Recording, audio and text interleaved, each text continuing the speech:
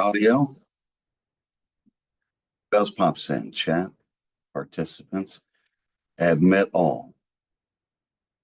Holy crap! We might actually be able to have class today. Okay. Spotlight for everyone. Let's wait till everyone gets in here. Yay! I can finally start admitting people in here.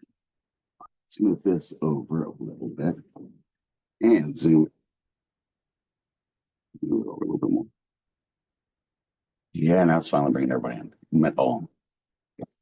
All right. Let's start out with the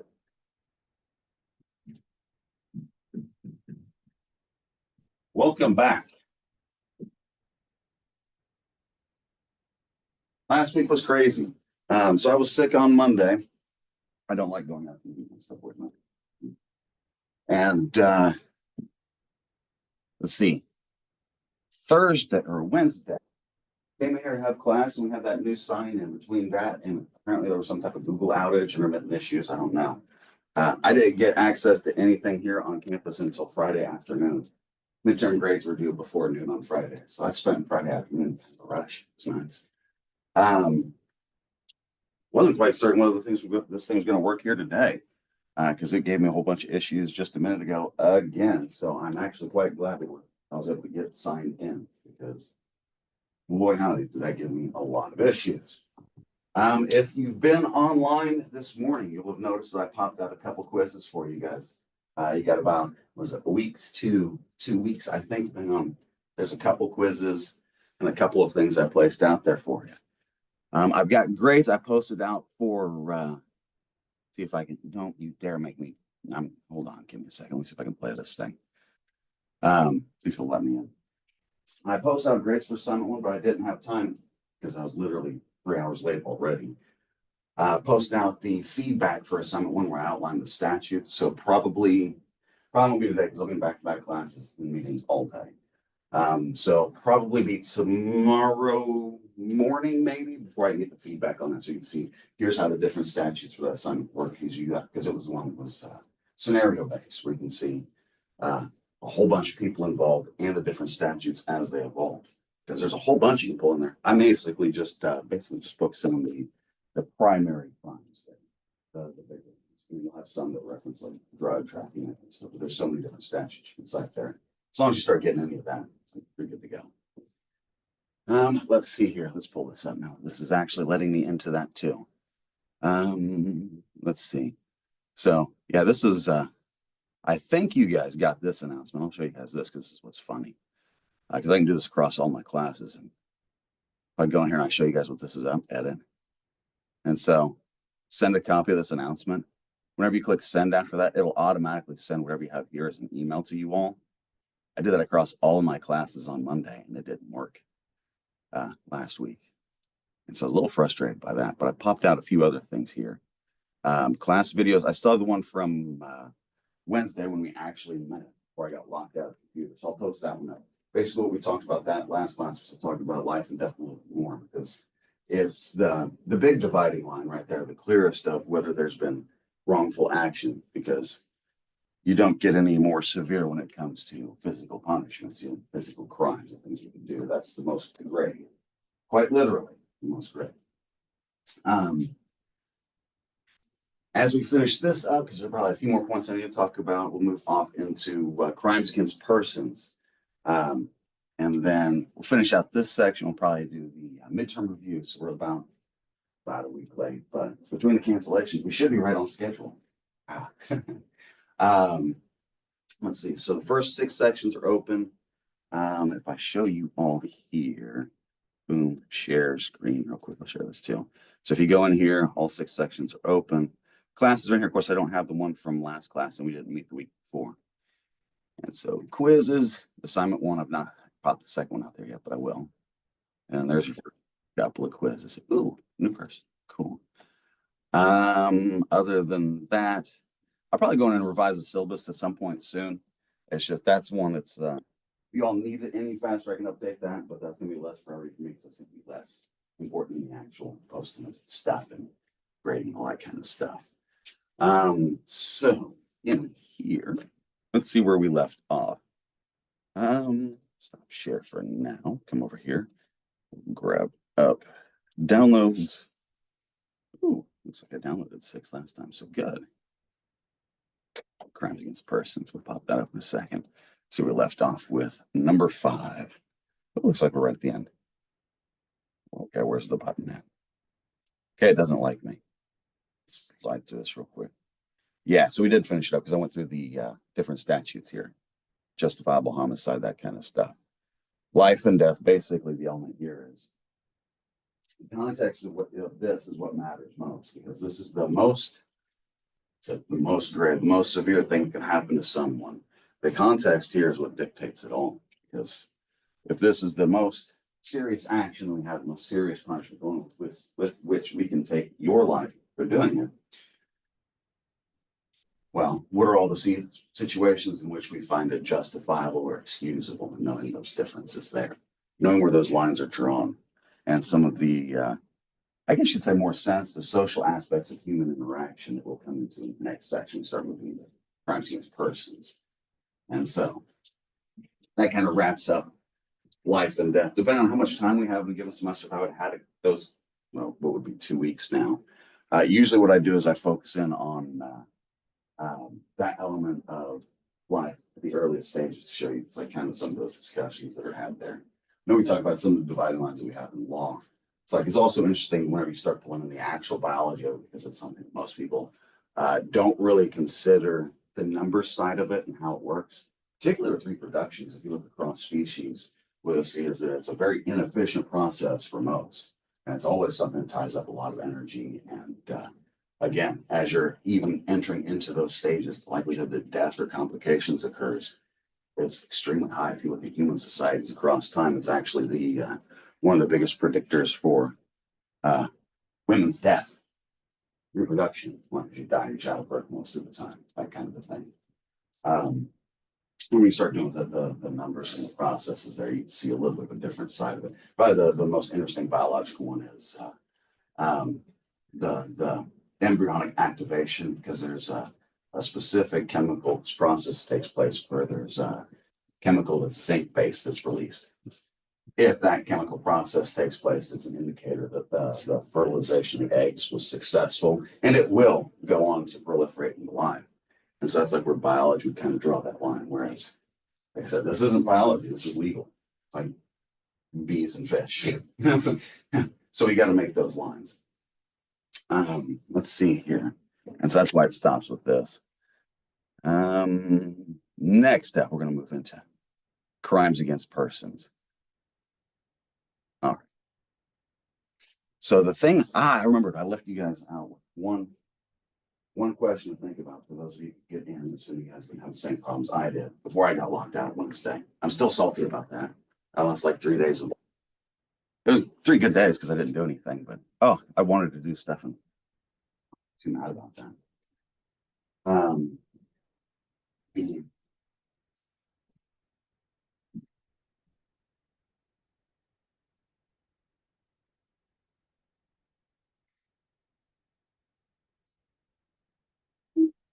Let's go through those 2 things.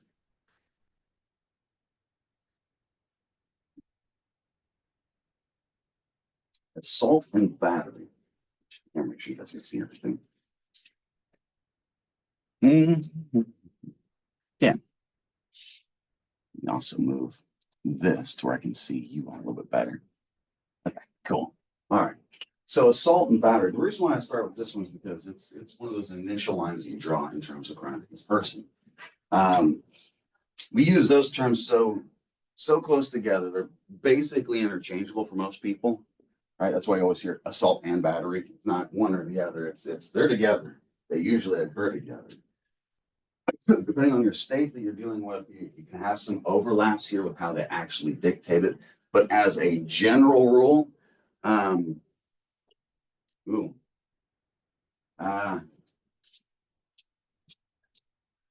don't know how I would want to word this.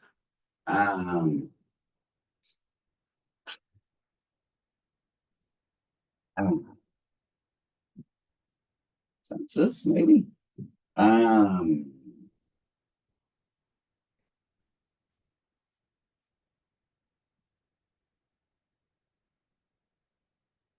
It's verbal, nonverbal. Whenever you said that you've assaulted someone, or hey, he assaulted that person, what does it you typically mean?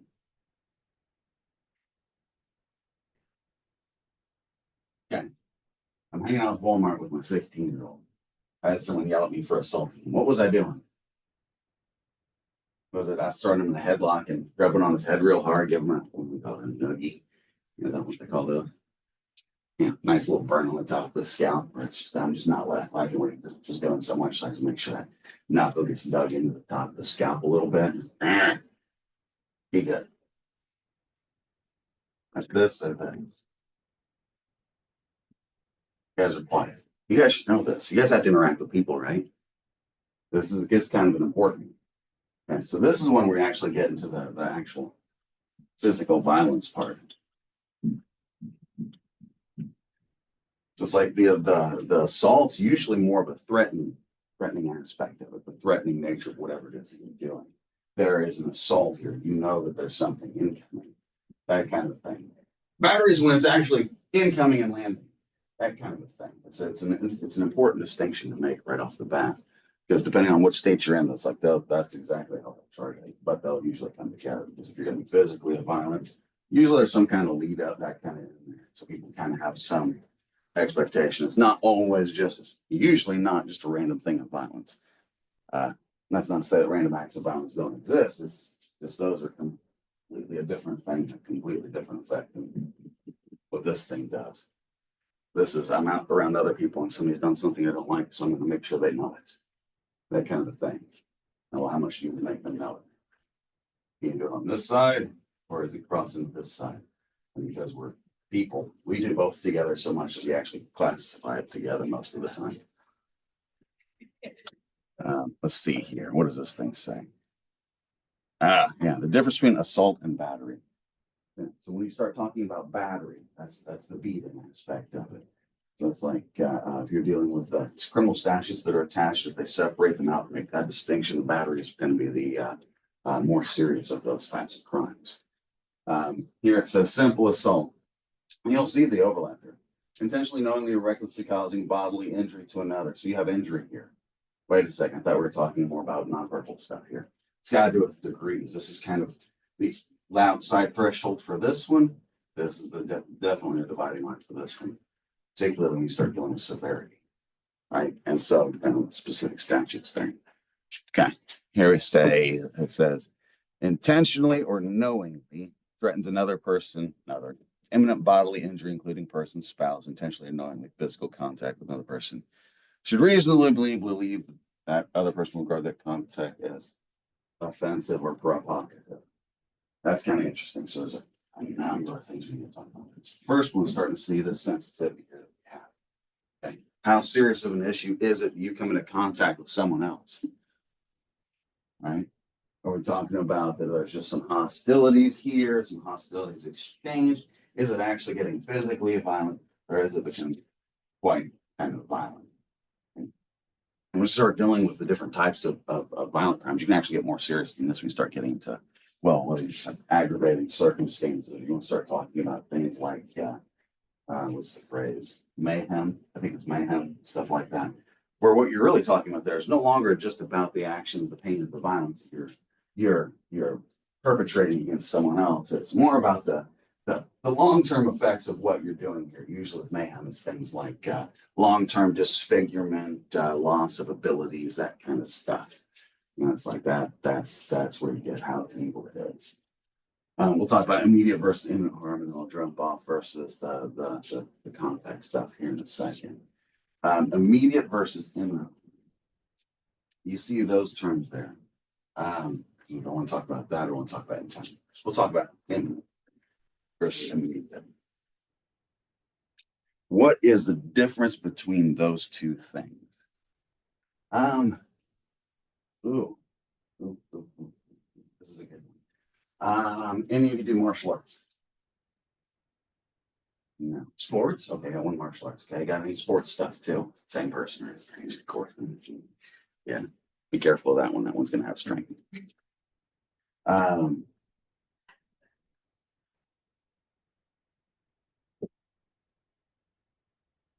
This right here. You'll see it in sports, you'll see it in fighting. This is my reaction. There. Yeah. Concept of reactionary gap. Basically what it is, if you're in fighting or you're in sports or anything like that, space is time, time is reaction time. That distance is important to have. You manage your distances. You can manage how fast you have to react to something, particularly useful in fighting, right? If I'm a little bit farther away, I got a little bit more reach, I can play that distance. If I don't, I need to be able to move speed and leverage the other person's weaknesses against them, right? That kind of a thing. Reactionary gap, that's space right there. Very, very important. Interesting side note. That's also the same kind of definition for tolerance in the engineering field. You guess things that space. That's how you allow for movement, that kind of stuff. Immediate versus imminent, where that would come up. Imminent. You're using that reactionary gap. That's imminent, right? It's no longer, it's like, this is gonna happen. This person's giving some threatening behavior. It's hey, that little bit of space, of physical space, I literally allowed there to be able to get the hell out of the way. I'm having to use some of that. That means that attack's on its way. That's imminent, right? I'd be like talking about regular injury versus grieve and serious bodily injury kind of thing, grievous. When you start seeing those types of things, realize you're talking up a level in terms of severity. They might get into that here in a second, we move into aggravated stuff. But that's that difference between immediate and imminent. Also pick up the intent level, right? So intentional all the way down to reckless. So there you go. That's how much. Well, it's like when you start looking at the reasons, like if you're doing math stuff, methods, positive, neutral, negative. It's like how many things can equal violence. It's not just the negative stuff; it's the neutral stuff that can cause violence. And if you're on the corrective side of things, sometimes they try to incorporate that over there too. Like, yeah, so stuff gets pretty twisted. Okay, so we need to talk about this right here.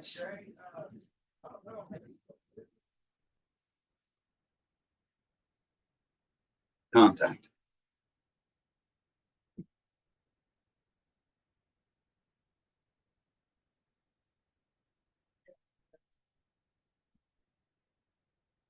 Talking about contact or say threat thereof. If you're really talking about assault, that's really what you get at, the threat thereof, contact with the actual battery. How do you make that distinction for this thing? There's going to be a line there that people have to cross to say, this is what it is versus this is what it is. No. Oh my goodness. Just have a flashback to a discussion. Be careful when people break up words. Words. So useful, you don't really want to stop and define them. What it is and what is not. So if we're dealing with contact, what is contact that would constitute something criminal versus what is contact that constitutes something that's not? Anybody have any ideas where that line is?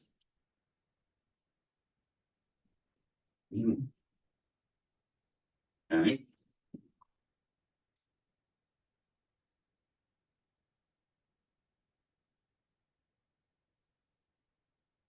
Has ever heard of an asp?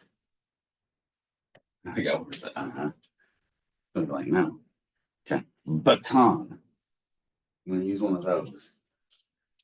You classify that over here as the it is something criminal. Yes. I'm not seeing a whole lot of heads shaking. I'm starting to get a little bit worried here. You guys do okay, yes. Okay, yes, that would be violence. Yes. Okay, good. Good, good, good, good, good, good. Okay. What else would be violence? You tell me.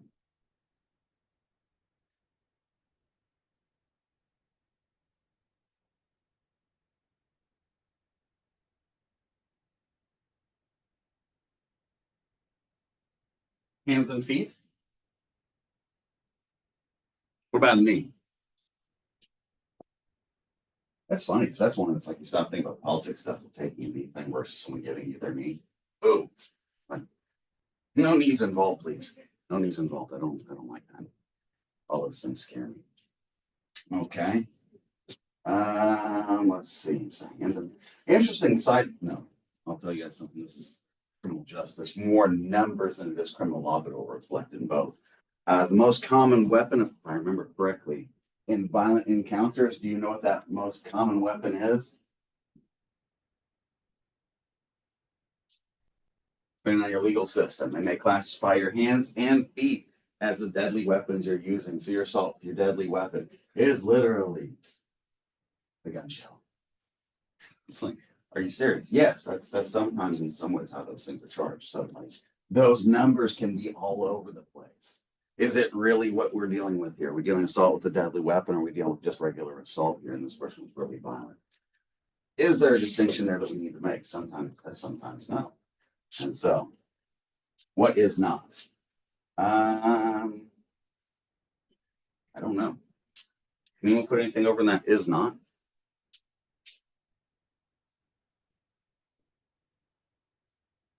Oh,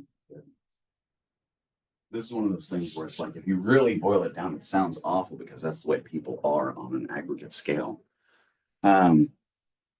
Usually, whenever we have more time for like the last chapter, what I talked about with the life and death stuff and the abortion things, really isn't something any one of us controls, that kind of thing. So really, letting yourselves be heard is always important, but when it comes down to it, it's like just living your lives. Noting the ultimate determinant for any state, whether or not they count that as a crime or not, ultimately hinges at best, I guess, maybe, I don't know, still a gross discussion, determine whether or not there's a death there is determined by whether or not the person carrying the life wants it. And it's like, that's a horrible thought right there. That's the same thing right here. What can you put in this category that is not assault or battery? Nothing. There is nothing you can put that say clearly this is not. Why? Because it has to do that right there.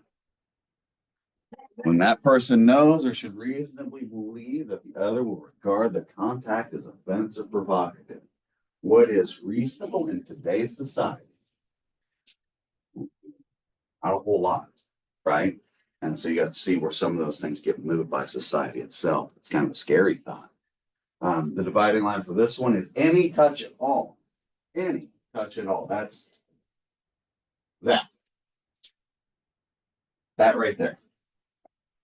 You can't hear that. There's no impact there. That's technically a cross line in a battery. If you look at the state statutes here, the state case, I could give you the citation. I have a lot of books with them, so I don't remember. I can tell you it's state versus case. That's definitely battery. You guys had that one in high school, right? Hey, what's that over there? You looked into it, right? That's criminal. Tell people kids are a bunch of deviants. I actually mean it, right? Because it's technically, it's like if we want to hold everyone to that standard right now as adults, you can, right? It's one of those things where you see the reflective side between us on the social side and where the system works. It'd be like talking with you about maybe when we get the crimes against public order, maybe I'll talk about HOAs and that kind of thing. It's like you have on one side people who are claiming to be a representative of the people who are enforcing the law. On the other side, you have someone who wants to use the law against somebody else because they have, I guess, the perceived authority to, or at least they can mess with somebody that have that ability to. And you'll run into people who do that, right? And so, how do you sort out the ones that need to be taken care of versus the ones who are just trying to take care of something for themselves? Yeah, a lot of fun there. So, this category is a false category. It does not exist. Why do you think when you look at Keanu Reeves in every picture that you see, every time you see him holding someone, what do you see? You guys ever look at Keanu Reeves in pictures, public pictures? Love Keanu Reeves. Every time you see him taking a picture, what's he doing? If you look close, he's doing that. statue pose around me. Go take a look if you don't believe me. I can show you pictures, right? I'm not going to take your time to do that because that's one of those things. It's like, if you don't believe me, you can go look and see it. What it is, because if he touches one of those people of his own volition, boom, boom, boom, lawsuits, boom. Oh, guess what? Is there some reason why you might, particularly pictures and actors and that kind of thing? It's like, okay, depending on what you've done there, what positions they're taking, it's like, okay, that's you actually move out just beyond these types of things pretty quickly. It's like that's the danger there. Just in regular human contact. Just in regular human contact. So every one of you has to make this decision every time you interact with every single person individually. Should the person know or reasonably believe that the other person you're dealing with regard the contact is offensive or provocative? Thought we had a problem reading people's minds already. But that's why we had this whole system. It is. Welcome to the gray area. That's where everyone should be acting, right? Not quite distinct what exactly is going on there, but so long as everyone's doing everything in good faith and operating like they should be, it works. As soon as they don't, you find yourselves over here, no matter who involved wants to take the system and destroy it. It's the way that works. Okay. Aggravated assault or battery. Basically, anytime you start getting into this term, I think I might have mentioned it earlier in the semester, I can't remember. Aggravating and mitigating circumstances are contexts or other factors surrounding the situation that change the nature of it either for the worse or for the better. Aggravating makes it worse, right? It's not just that you beat someone. It's not just the fact that you beat them badly. It's you were, not intent on going to stop, or maybe the threats that you were issuing at that point in time are so severe. Yes, we need to treat that like it's something different, right? Battery. I hit someone in the face about 5 times. Their orbital socket shattered at one point. Yeah, they're going to have some problems from here on out, right? That's pretty serious because of the dangers involved. Right? Even more aggravated. As I'm beating that person, I shatter their orbital socket. I'm not just doing it with my hand. I picked up a big brick that was right over here and I'm beating it with it. Right? Now you're starting to see just how much more dangerous it is. Right? And on the softer side, we'll take the brick away and say that this person's instead they're beating this person, they're shattering their eye socket while they're doing it. In the meantime, they're going to be yelling at them all kinds of profanities about how they're going to hunt them down and kill them if they don't get whatever it is that they want. And it's their shoes. And it's their wallet. And it's their kid. Who knows? Who cares? Right? Because that's how that works. Those are all things that can come in and cause a situation more aggravating, right? Serious bodily injury to another person's, manifesting extreme indifference to human life, intentionally engaged in contact at grave risk of serious injury, and causes serious bodily injury. Battery, potentially great bodily harm, permanent disability, permanent disfigurement, or uses a deadly weapon. What's a deadly weapon? Your hands and feet. You are a deadly weapon. Yeah, so depending on how we want to work this, we can work this. Aggravated battery, let's see, person commits aggravated battery of the person who was the victim of the battery was pregnant at the time of the offense, the offender knew or should have known the victim was pregnant. So if that person was kind of pregnant, it's not just one count, it's 2. Because now you got 2 people involved in that one person, right? That's if the jurisdiction itself recognizes that second person as a person, which is kind of questionable as to whether or not that person is an independent person. I don't know. That's the way the system has to work because there's a lot of things we don't know. Here's where we're starting to dial it back a little bit. Reckless assault. Recklessly causing physical injury to another person. Here to get criminal negligence causes physical injury to another person by means of a dangerous instrument. By words or other conduct, person recklessly places another in fear of imminent physical injury. Okay. What is it we're dealing with now?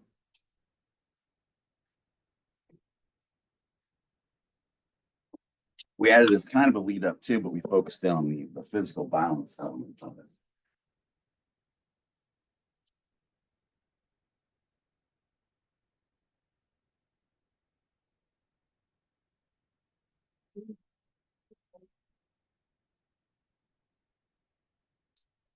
Oh, y'all are too quiet. Mhm. Probably talking about this a little bit in methods class. Okay. So stop and think about the different things you have to weigh every time you come into contact with some of the different elements here already at play. So we have the physical aspect of it. We have the difference between violence, touch, crime overall. These things are going to be related. Your your words are going to also be related. When it comes to this one right here is kind of unique because most of you couldn't objectively see it. In fact, when we start getting some more of these violent crimes, I'll start talking a little bit about that, some of the standards through which we can establish that actual criminal activity is taking place. When I say that physical kind of stuff, it's like when you start looking at this one versus this one, depending on how statutes run, you're talking verbal. It's really hard to establish that really took place. Whereas if it's actual battery, someone's going to have some bruises somewhere probably, or some type of injury somewhere because that's the whole issue here. So there was an injury, we're trying to address that injury, right?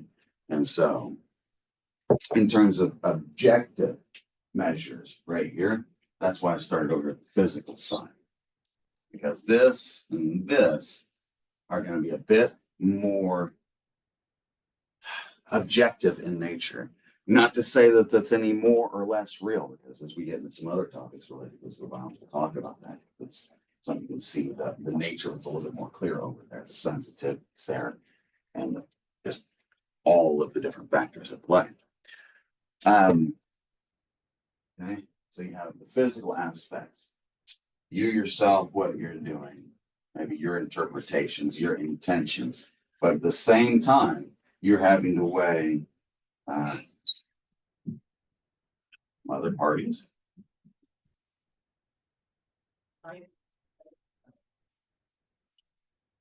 Their interpretations of these things too. Okay. Here's an interesting thing. The more that we try to read the minds of other people, there's another word for that. Do you know what that word is? It has to do with the familiarity of the people with which you're involved. Right? If you're familiar with the people involved, this isn't that hard of a job. Right? If you're not trying to make assumptions about this kind of stuff, the interpretations people get from what you're saying without actually validating yourself and communicating with them. You know, if there's a word, it's this word right here.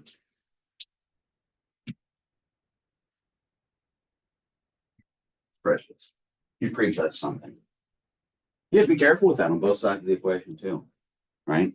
You judge that thing wrong, you're in a situation where you think these words or this touch or whatever is that is socially acceptable by the majority of the group there, because that's what you do for reasonableness. Guess what? Maybe it's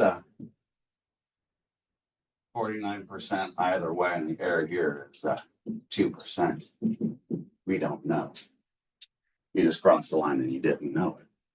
Oopsie. That kind of a thing. Someone coming in late. Excellent. And so that's kind of how that works, right? So you have to, from the outset, with the way this thing's we're set up to start doing that. That's not going to get better. That's going to get worse. Specifically, if you can't communicate with people. Any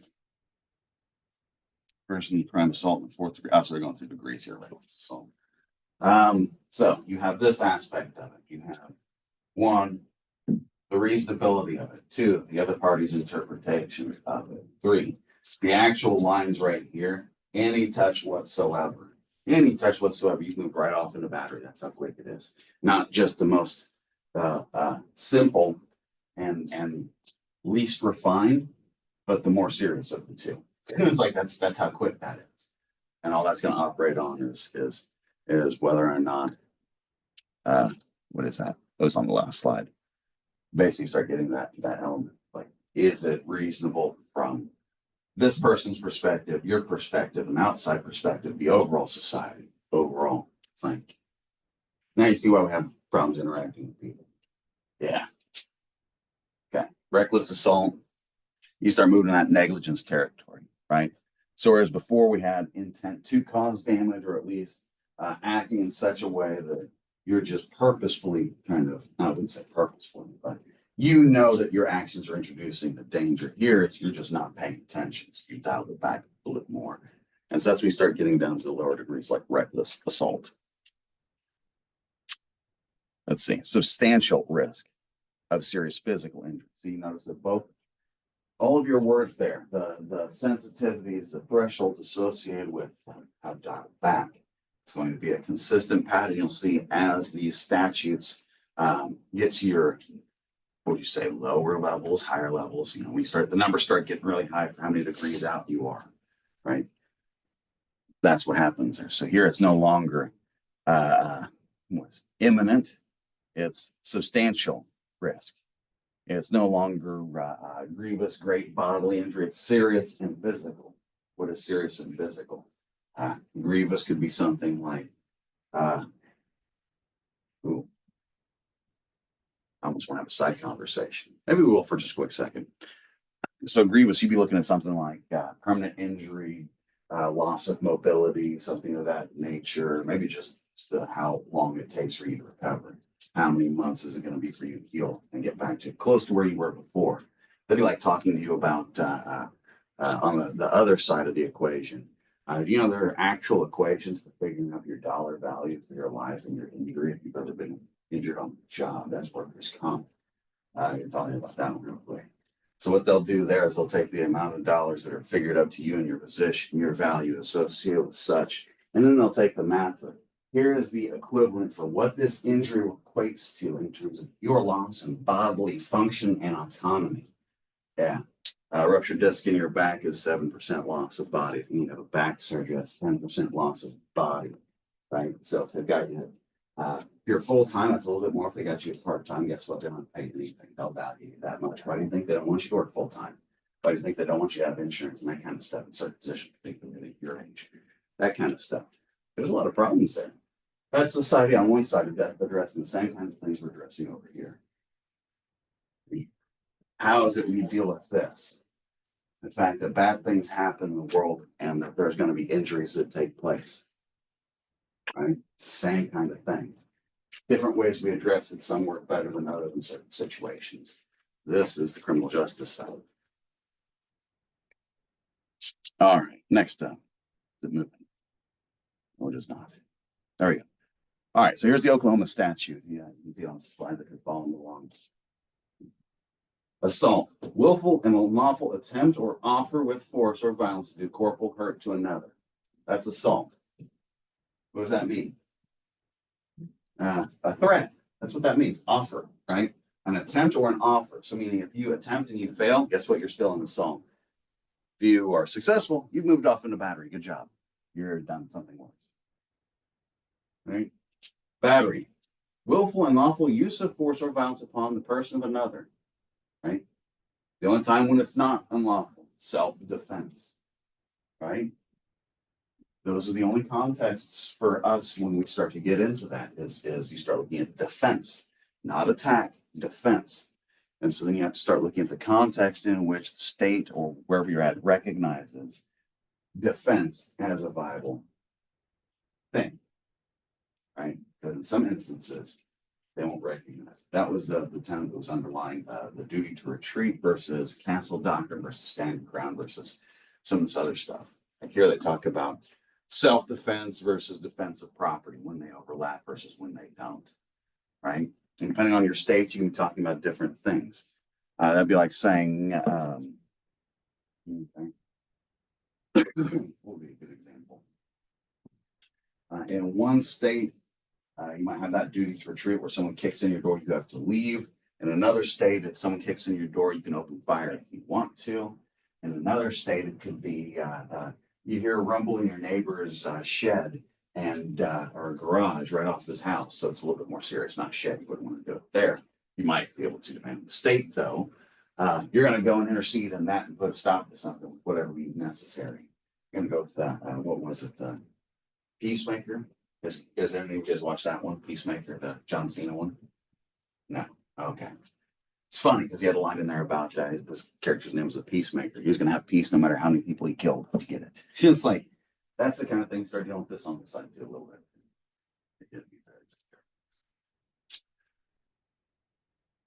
Defense of property. Okay, sometimes that's recognized as an acceptable thing. Let's see, what's it say here? First, it kind of carves out the public officer stuff. I think in one of the earlier slides, we'd actually address that a little bit too. Special caveats there for those who hold government authority, agents of the government. They have different things that they can do. Different rules apply in some instances. All right, look. When committed by either person about to be injured, another person in defense or another person's aid, preventing unlawful activities, prevent offense against person, trespass, stuff like that. Force is allowable provided it is not more than sufficient to prevent such an offense. That's the threshold. So this threshold for violence here is proportionality, right? That's the big key phrase. We have to have it in our laws and our statutes. We have to have it in our individual actions too. So it's one of those things that if someone's kicked in your door, you take your pick, you racked a shotgun in their direction or something. It doesn't matter. Whatever it is, if they turn tail and they start running, they're no longer engaged in that. You pop them in the back, yeah, you're a murderer kind of thing. That's how that works, because that was no longer necessary at that point. Where could distinctions come in? Does that person still represent some type of grave and immediate danger to others? That person wasn't just trying to kick in your door, but was carrying 3 people's heads with them and had an axe. It's like, you might be talking about something different there, right? Just depends on the situation. All right, here's where it talks about children and that kind of stuff. Restrain. Oh, listen to this one. Committed by a parent, authorized agent, parent, guardian, master, or teacher, exercise lawful authority to restrain or correct such person's child, ward, apprentice, scholar. Yeah. Be careful of that correction.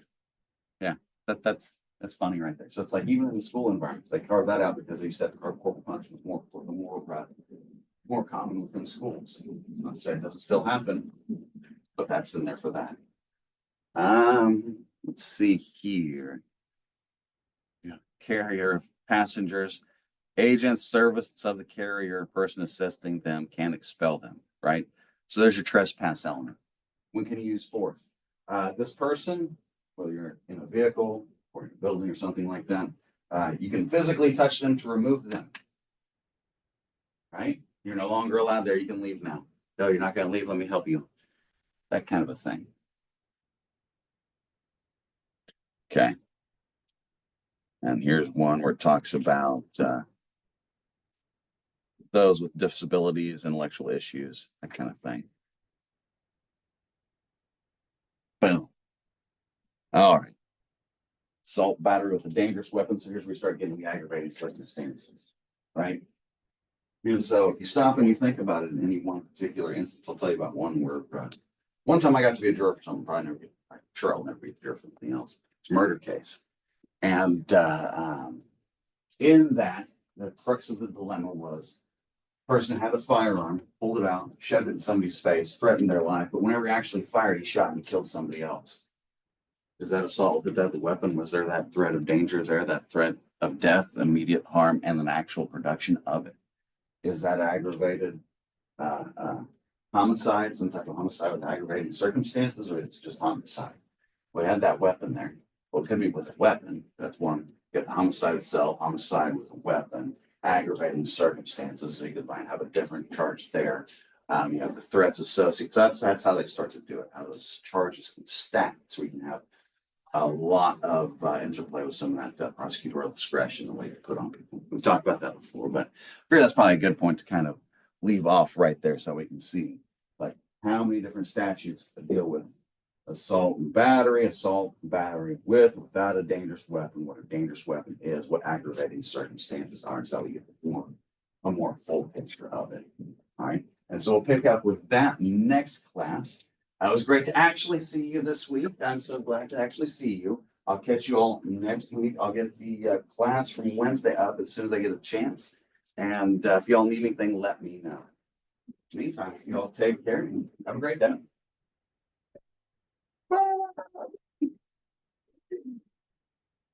Okay.